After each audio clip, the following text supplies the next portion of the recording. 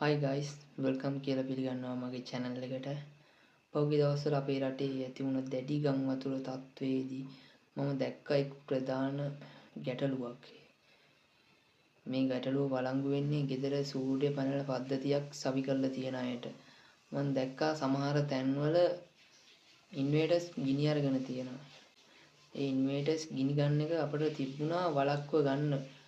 ඉතාමත් සරල පියවර කිහිපයකින් අපිට පුළුවන් ඒ ගැටලුව වළක්ව ගන්න. මම දැන් එක්සැම්පල් එකක් පෙන්නනවා. මේ එක්සැම්පල් එකේ තියෙන වගේ ඉන්වර්ටර් එකට යටින් හෝ උඩින් මේ බොක්ස් දෙකක් තියෙනවා. මේ බොක්ස් දෙකේ තියෙන්නේ AC breakers හා DC breakers. අපි ඉස්සෙල්ලාම කරන්න ඕන මේ breakers off කරගන්න එක. මේ breakers off කරගත්තාම ඉන්වර්ටර් එක off වෙනවා.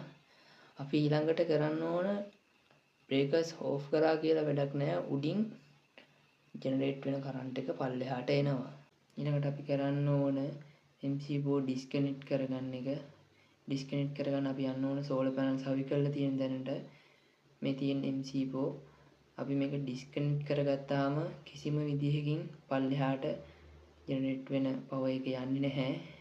මේක disconnect කරගන්න හරි ලේසි. මේ දෙපැත්තට පොඩි flat screw පිනියක් දාලා මේ පැත්තෙන් ඇද්දනම් නිකම් මේක disconnect වෙනවා.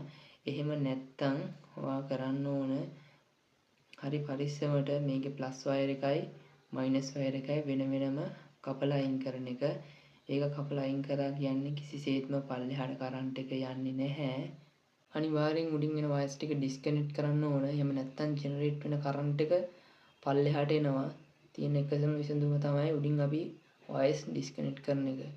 මේ දේවල් දැනගෙන ඉන්න. මේ දේවල් හදිස්සි ආපදා තත්ත්වයකදී විතරක් නෙමෙයි හදිස්සි ගිනි ගැනීමකදී උනත් ඔයාලට ප්‍රයෝජනවත් වෙන්න පුළුවන්.